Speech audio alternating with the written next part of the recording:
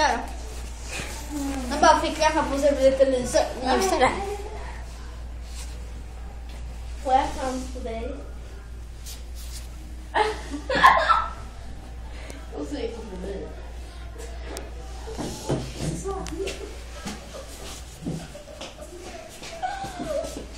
Nej. Och så säger det. Nej, vad bockigt! Hon har faktiskt en pojkvän. Jag skämtade bara med.